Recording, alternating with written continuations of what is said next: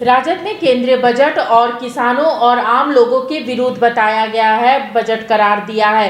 Crypto currency पर tax लगाना आम लोगों के हित के विरुद्ध है और मनरेगा के तहत पैसों का प्रावधान नहीं किया गया है।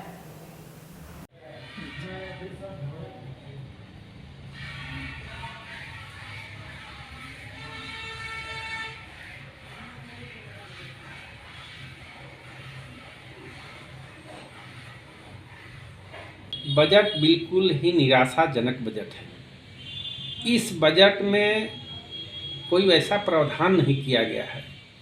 जैसे बेरोजगारी बढ़ती जा रही है, गरीबी बढ़ती जा रही है। गरीबी को समाप्त करने के लिए, गरीबी को कम करने के लिए, बेरोजगारी जहाँ तक बढ़ रहा है उसको कम करने के लिए बजट में मेरे ख्याल से कोई ऐसा उपबंध नहीं किया गया है।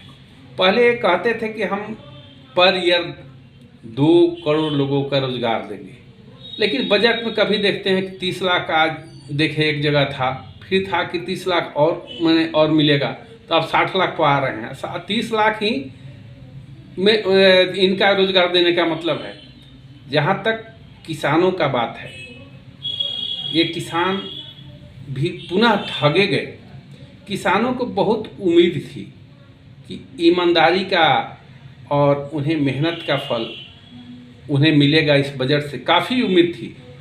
विगत 2 वर्षों में कोरोना का जो कार्यकाल रहा उसमें अर्थव्यवस्था को संभाले रखने में किसानों को महत्वपूर्ण भूमिका रही है, लेकिन किसान के इनाम भी नहीं मिला और ईमान भी नहीं मिला और किसान आज भी ठगे महसूस कर रहे हैं।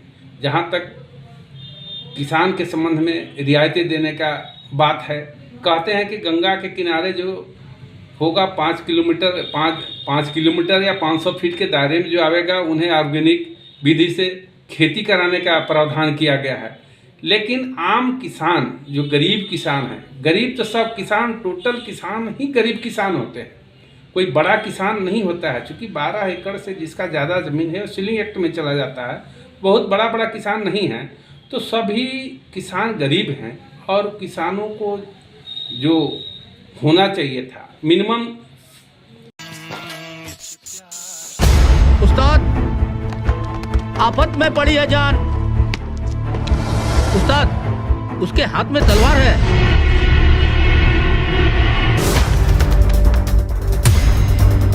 तलवार का मुकाबला पाइप से।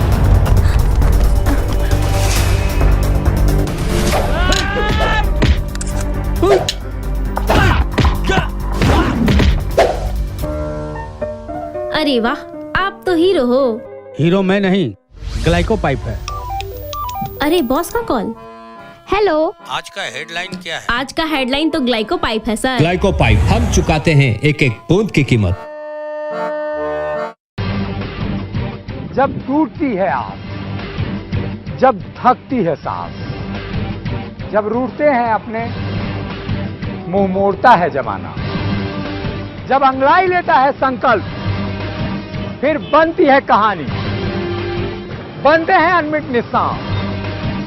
देखिए मेरे साथ संघर्ष की दास्तान।